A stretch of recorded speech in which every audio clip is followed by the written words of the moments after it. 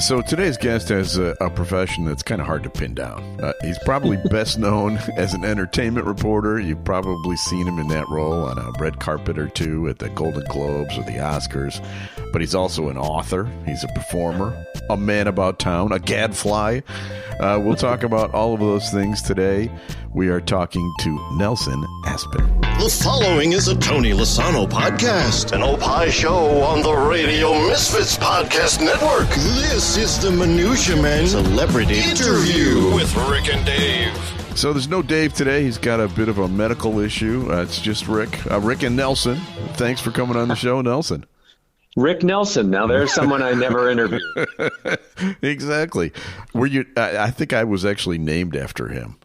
Oh yeah, I thought you were named after me. No, I don't know. But he was great, as were his wonderful parents. And doesn't he have two boys, twin boys that made a rock band called Nelson? Yes. See, this is an area I didn't think we'd be heading. So we're starting it off in an unpredictable way. Well, after 62 years of carrying around the name Nelson, which is a heavy burden, you tend to know who the other Nelsons are. They're usually very different from me and my father, who are the only two Nelsons I knew personally. 62, the same age as me. Well, we'll talk about your book in a second, but I wanted to set the stage a bit for our listeners who may not know your name off the top of their heads. Give them like a Reader's Digest version of your entertainment reporting career, some of the places that they've seen you, because I know they have seen you. Tell us some of those places. It's a challenging thing to be a multi-hyphenate and do so many different things. I hope I do some of them very well, but that's anybody's guess. But yes, I have enjoyed a 30-year career as an entertainment reporter, journalist. I've won awards for it. It has resulted in my doing keynote speeches and concerts from the London's West End to the Sydney Opera House. So it's a marvelous, multifaceted career centered around show business. Right. I did the morning news of Great Britain for 10 years. I did the morning news of Australia for 20 years. I dabbled in the Irish news, the British news. I still am doing the British news on the weekends, actually, and various American markets. So I'm the guy on the red carpet, and I like to think that I'm the guy that comes up with the most interesting and personal celebrity interviews. They're always a little bit offbeat and different, garnering the trust of not only the artists themselves, but their representatives. And as you know, that's the key. Yeah. If the publicist and the agents like you, you're in. That is true. And, in your role, you've met just about every celebrity in the world. And so I saw some of the list of people that you've encountered over the years. You mind if I throw a few names out? No, have at it. We'll see. Well, I'll correct you if any of them are wrong. Okay. Really, there's only just a small percentage I haven't gotten my claws into yet. Okay. Well, how about, since you were in Australia for all those years, what about Nicole Kidman? Oh, yeah. Go way back with Nicole. Covered her wedding number 2, that is. Do you have any stories from that wedding? Oh, well, when she married Keith Urban, I had already been reporting for the Australian show for a couple of years and was enjoying popularity with them. It was fun. Australia was enjoying this wacky guy from Hollywood, doing all the stuff I was doing. So they invited me down to cover the wedding. I believe that was my first of what would turn out to be dozens of trips down under. And they installed me at the hotel where Keith Urban's family was staying, ostensibly to spy on them. Wow. And become sort of an undercover reporter, which is not my style at all. And it became very clear very quickly that this was not going to go my way, that I was not about to do that. Happy to stay at the hotel, but I was not a spy. Yeah. So the next day, we're still gearing up for wedding day. They drove me out to Nicole Kidman's house in the Sydney suburbs. And the plan was, when she pulled out of the garage, we would all swarm her car with all the assembled paparazzi and, get the shot. This also was not my style. I'm a sit down across from a celebrity person, not a I'm running up to jump on you TMZ style. So, but here I was, a stranger in a strange country. And we got out of the car as her car was coming out of the garage. And the cameraman producer behind me, and we were just two of maybe 100 people there, is shoving me toward the car. Get her, get her, get her. And I felt so filthy dirty as this was happening. Next thing you know, I am pressed up against her car, and she had her head down. She was trying to avoid any kind of eye contact or encouragement of the press. Sure. And I felt so awful. And I knew that shouting, Nicole, Nicole, Nicole was not going to get me anywhere because everybody was shouting, Nicole, Nicole, Nicole. And I thought, you know what? Everybody in Australia watches our show. So everybody in Australia knows me. So I'll try something different rather than say Nicole. And I said, it's Nelson. And that was something different. And she heard it and she looked up and I got the shot. And I felt so terrible about that moment that I then proceeded to mouth the words to her, I'm sorry. And it was interesting because then the next day I covered the wedding. The next day I flew home, but we were delayed 3 hours. One of the flight attendants recognized me and decided to bump me up to first class, which was very appreciated for such a long flight. And I got to go to the first class lounge, which was even better because we were delayed 3 hours. So I'm sitting in the first class lounge, and who do you think I'm sitting with? Nicole's best friend, Naomi Watts, and Nicole's adopted children with Tom Cruise, Isabella and Connor Cruise, who were there with Tom's sister, who had escorted them to Australia for the wedding. And so we all sat around for a few hours together in the lounge. Then we all got onto the plane together and flew home first class. I would point out that Naomi watched herself in King Kong on the flight, which I thought was kind of fun. And, very down to earth. Everybody got their own luggage. We had this incredible, I don't know, what's the flight, 17, 18 hours, and 3 hours in the lounge and an hour in customs and baggage. I mean, we spent a day together. And those are the kinds of things. I learned my lesson about not accepting assignments that would make me feel icky. Yeah. So that was a good learning experience for me, and never did it again. And I would go on to interview Nicole and Keith in other circumstances, and I would recount that story. So everybody sort of learned something from it. And interestingly, several years later, I'd interviewed Naomi a couple times, and it was nice because now we were at the point where we would greet each other with the old double kiss. We had a relationship. And one time I was at a warehouse in Queens, New York, somewhere where she was shooting a commercial, and I was going in to do an interview with her, and she was finishing up a photo shoot. And they had our interview area set up somewhere else. And she sort of gave me the just a minute sign because she had to finish up her photo session. And I was looking at the photographer, and it was this outrageously handsome guy. You're like a movie star taking photos of a movie star. And she eventually comes over, kiss, let's sit down. I was like, who is that photographer? I've never seen any photographer look like that. And she said, that's my brother. I'm like, your brother? Holy moly. Is he single? And she goes, yeah, but he's straight.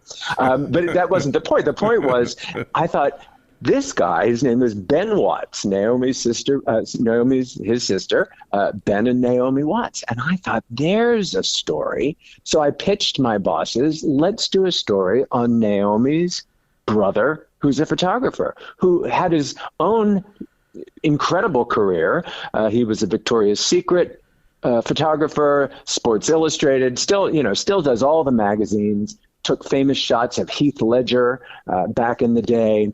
And so we did a story together, and we're still great mates. So it's a marvelous career to be a part of. And I don't feel like I'm on the wrong side of the velvet ropes. Okay. And to have these personal connections, as you well know, this is what you do. It's true. Everything. Well, there's a couple of them that really stuck out to me. There's a prank that you played on Jodie Foster. Tell that You have to story. be careful of who you pull a prank on. Yeah, right. You don't want to pull a prank on Kevin Spacey. That's for sure. And Stanley Tucci may seem like he's got a good sense of humor, but you don't want to pull a prank on him either. Jody was great because we had a mutual friend, and I was living in Los Angeles at the time. I live in New York now, and I would see her at dinner parties and holiday things, and whatever. She was on the periphery. We were in the same social circle, so I flew to Canada to interview her for some movie, and I thought, okay, let's make it a little different. I like to make my interviews stand out from the standard junket, revolving door routine. Right. Why did you want to play this part? Right. Same old. So I had my mutual friend standing by on the phone. So as I entered the interview room, my phone rang. And of course, all the publicists and cameramen and agents are scowling like, who is this amateur reporter who would have his phone on in the interview? What is he thinking? And, he's going to interview this Oscar-winning actor. And I answered the phone. I'm like, I'm really sorry. Hold on. And I held the phone out to Jody. I'm like, it's for you. And it was our mutual friend, and who then got on the phone with her. Of course, by now the cameras are rolling, so I got it all on camera. And Jody, had a moment talking to our friend who was saying, like, be nice to Nelson, go easy on Nelson. He's harmless. And we had a great interview. That's great. And then somebody, then you turned the tables and you played a prank, had a prank played on you by Tina Fey. Isn't that right? I did, but it was Tina Fey with Margot Robbie, another Australian who knew, and Margot, of course, knew me from Australian television. And I went into the room with them, and I was sitting down getting ready to interview them, and they stopped me. And I fell for it. I was like, oh, wait, what's happening? And they had notes prepared to turn the tables and interview me. So the whole thing became about them comedically interviewing me. And that's the thing about Margot, is she's so damn beautiful that you don't expect her to have the sense of humor that she has. She is rip-roaringly funny, just like her fellow countrywoman, Australian Rose Byrne. Rose Byrne has those looks of a beauty queen, but she's hysterically funny, as she proved in Bridesmaid and many other movies since. Yeah, there's something about the Australian personality, isn't there? They have an expression called a tall poppy syndrome. And let me tell you where that comes from. If you think about the poppy flower, no poppy grows taller than any other poppy. There is no tall poppy. So Australians, if they find that somebody is full of themselves or getting too big for their britches, they refer to them as a tall poppy. Oh, you think you're a tall poppy. And that mentality serves the Australians very well, because they call each other out if anybody's getting too full of themselves. I love it. The Irish are kind of like that too. I've discovered, having interviewed many Irish celebrities, that they also are very good at knocking themselves down, where they don't take themselves too seriously, which it's a good quality to have. To be self-effacing is a lifesaver. It's endearing. So I was looking at the pictures that accompany your website, and there's pictures of you with just about everybody. A couple of them caught my eye because I think there are backstories to them, and correct me if I'm wrong, but Jennifer Aniston, is that somebody that you did a project with? I mean, what is the background with Jennifer? Isn't it? Everybody loves Jen. She's men desire her. Women want to be her best friend. For me, it's more of an uncle relationship. Although, in all fairness, I think we're about the same age, or we're pretty darn close. Because I had worked when in my very early teenage years, when I was an aspiring actor, I worked on an old soap opera called Search for Tomorrow. Oh, yes. I guarantee you, your grandmothers would have known it. But if you and I are the same age, you might vaguely remember it. If you stayed home sick from school, your grandmother was probably watching Search for Tomorrow. I vaguely remember that, yes. Well, on Search for Tomorrow, I worked with an actor by the name of John Aniston, Jennifer's father.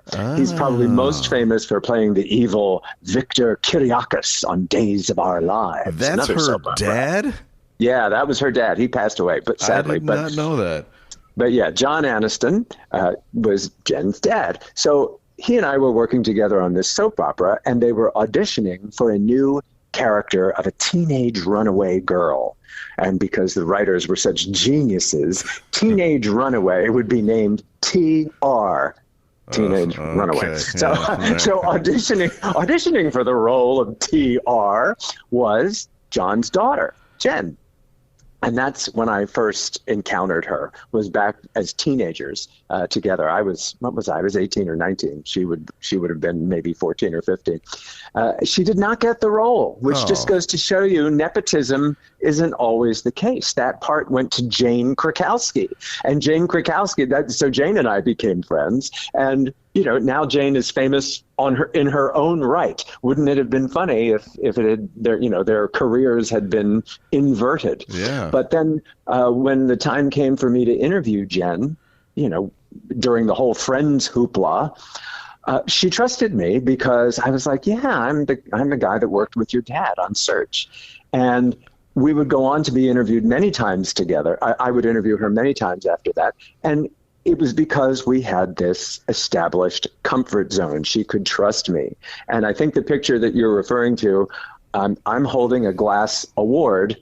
That was 2020, and I had won the International Media Award this year. I would point out that I had been nominated 5 times and lost 4. So it was my turn, darn it. And she presented it. And so I was really lucky to have that picture together with Jen and holding my award. Might be the only award of its kind that I will win, but you never know. It's I still got a lot of life left in me. Where do you keep it? It's on my desk. Oh. It's on my desk. Right. It helps me. It inspires me to keep working. There you go. So, I mean, I say all this. I'm setting the groundwork for you because obviously you're seeped in that celebrity world, and I can understand why you having known these people personally, why you decided to do a fictionalized novel and enter it that way. That way you can have some fun without offending people, right? Well, I have so many stories that I couldn't get it into one novel. Hence, it's a trilogy. Yeah. And when I left my last morning show job, I mean, I still contribute to lots of various outlets around the world, doing a lot of political news now, which is kind of a fun change of pace. It's the same kind of wacky reporting because our politicians are so wacky. Yeah. But instead of doing Hollywood stars, now it's world leaders. But I had been asked to do an autobiography. And I thought, oh, gosh, the 80s are pretty much a blank. Well, the 90s, I have a few gaps in what I can remember about the 90s. But I'd rather than try and be accurate, because I believe if you're going to write an autobiography, you'd better have every single fact there. I decided I'll fictionalize my character. Instead of being Nelson Aspen, I created a fictional persona that would just tell my story. And all, I changed some names, but most of the names of my celebrity encounters are all there. And sometimes I even quoted them directly. I found old interview archives and took the dialogue right from actual interviews I did with these folks. And so I created Dancing Between the Raindrops, which is what my dad used to say to me. He's like, I don't know how you survive. You must be dancing between the raindrops. So Dancing Between the Raindrops, I wrote about my life in the 80s in New York, and it spawned the sequel, Dancing Between the Raindrops, The Hollywood Years, which covers my 22 years in LA. And then finally, the latest, which just came out, is the third and final installment in the Dancing Between the Raindrops trilogy, Happily Ever After. So spoiler alert, as of at least now, I'm living happily ever after. So this is the part that takes place in other countries, or what? I do. I've been a globetrotter my whole life. So right. Each book you will find my protagonist going from country to country. Not only because I reported for so many different countries, but I've gotten up to a lot of shenanigans in various countries, including when I was a struggling aerobics instructor trying to get my big break in show business, I was commissioned to train Princess Diana in that hot new workout of 1989, step aerobics. And I went off to London to train the princess, but instead they had me train her trainer and the gym staff. So while I was colossally disappointed, they put me on the morning show to demonstrate the princess's new workout. And the morning show liked me and ended up hiring me. And that began my 30-year television career, all because I had a mullet and I looked good in little Lycra bike pants and could step up and down on a step. So this is my lesson to all aspiring anybody's. Whatever it is you want to do, say yes to every opportunity. It doesn't matter if you don't think it has anything to do with your desired career path. If you don't, you just do not know where these opportunities will lead you, who you are going to meet. Even the loss of one job might be depressing to say, oh, I got fired or I got laid off or whatever. You're failing forward. You can't get to the great job until you've gone through the other jobs. So that is the most valuable piece of advice I could impart to anybody. Shrug your shoulders, say, that's showbiz, and move on. And a mullet doesn't hurt. A mullet doesn't hurt, but those days are gone. Yeah. I don't. Well, wait, I couldn't put together a mullet if my life depended on it. Yeah, same. I'm a hat guy now. Yeah. So, I was doing a bit of research on you, and I see we're coming up on an anniversary related to one of your other projects. April 15th is coming up. Anniversary of the Titanic sinking. You have written about this extensively. There's a book called Kindred Spirits that you wrote. You host a podcast or co-host a podcast called Titanic Tales. What is it about the Titanic that draws you in? Yes, I mean that's the eternal question for all of us. Yeah. Why do we take this epic disaster that really was the 9/11 of its time, 114 years ago? Right. It was such a cataclysmic, devastating, horrible tragedy that killed 1,500 people. And of the 700 and some that survived, they were permanently tainted by PTSD, survivor's guilt. Nobody had a happy ending. And yet, generation after generation, we are fascinated and romanticize this terrible disaster. And I fixated on one particular victim of the Titanic tragedy, a guy named Milton Long, who perished. He was 29 when the Titanic sank. I've always been fascinated by him. I feel he is my kindred spirit, and my historical fantasy that came out last year is called Kindred Spirits, a Titanic Tale. And I wrote it because as you mentioned, I co-host a podcast called Titanic Talk. And over the course of dozens of episodes, I've interviewed historians and authors, explorers, oceanographers. I mean, anybody with any kind of interest or connection to Titanic. And I thought, well, wait a minute, I've got my Milton story that needs to be told. That's my part of a Titanic legacy.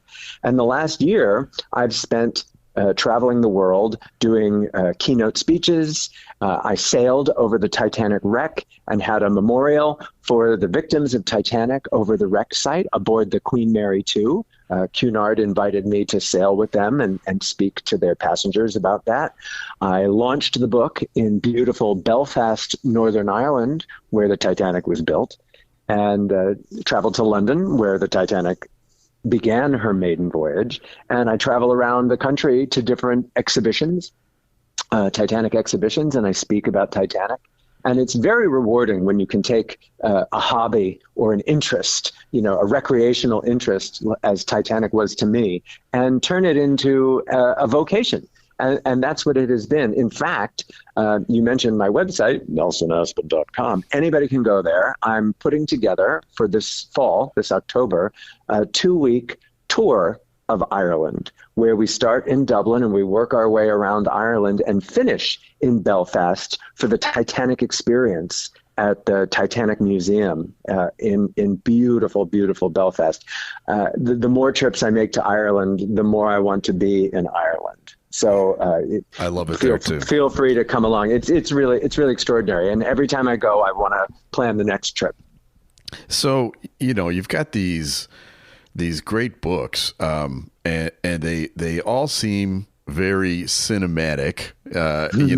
They're obviously, you've got the Hollywood background. Have you ever merged the concepts and gotten one of these to be made into a movie, or are you working on that?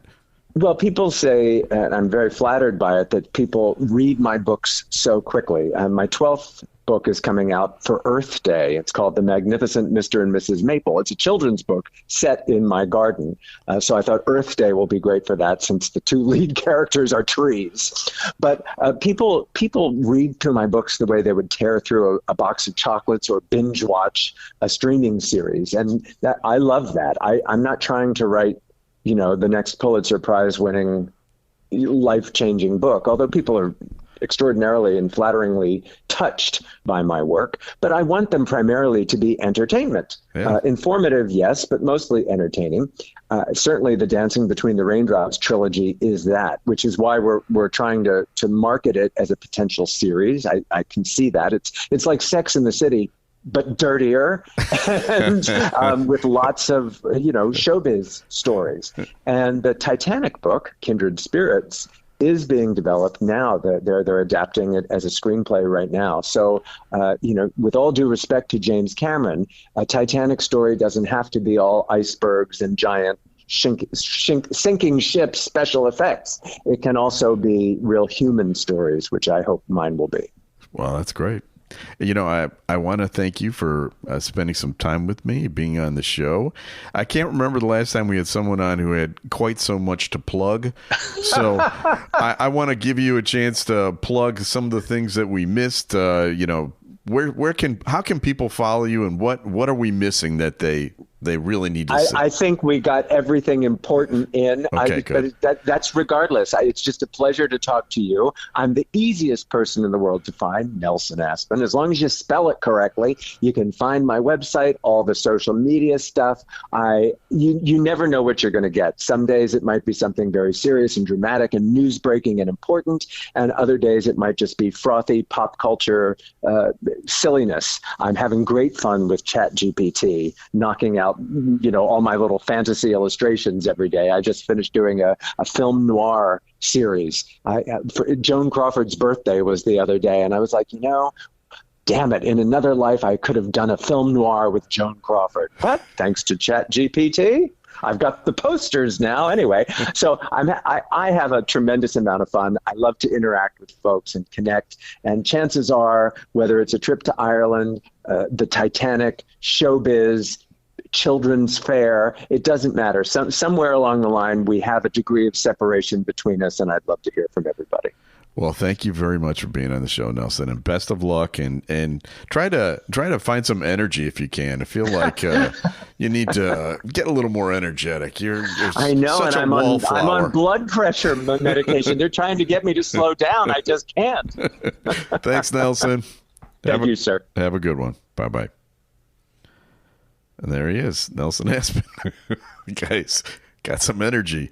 All right, we have people to thank. We need to thank our booker, Brandon Herman. Brandon got us Nelson. I had a feeling it was going to be a fun one. Thank you, Brandon, for scoring that interview. Thanks also to our executive producer, Tony Lasana with Opie Shows, and Ed Silla, our distributor. Radio Misfits Podcast Network. Great Talk Radio isn't dead. It just moved to a better place, which is radiomisfits.com. And, Dave is recovering. He's got a little thing. We'll do a regular Minutia Men podcast this week, and you'll find out all the gruesome details. And we'll be back again soon with another episode of Minutia Men Celebrity Interview. The proceeding was a presentation of the Radio Misfits Podcast Network. Find our other great shows on iTunes, Stitcher Radio, and at RadioMisfits.com. Thank you. Thank you.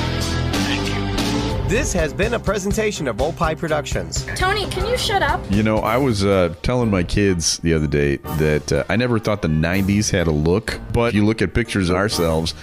Oh boy, the 90s really does have a look, doesn't it? If I would have known what was going to happen to my hair, I wouldn't have gone through the mullet years. Is that your final haircut, was the mullet? Yeah, well, the comb over, is that a haircut? That counts? Yeah, all right, well then no. But okay, that's good. It was the last official one. Did you ever have the mullet in the back and the bald on top at the same time? No, you mean the Joe Dirt? Yeah, no, I never went Joe Dirt. That would have been a great look. Listen to Minutia Men on Spotify, opishows.com, Amazon, or wherever you find podcasts. Just search for Radio Misfits.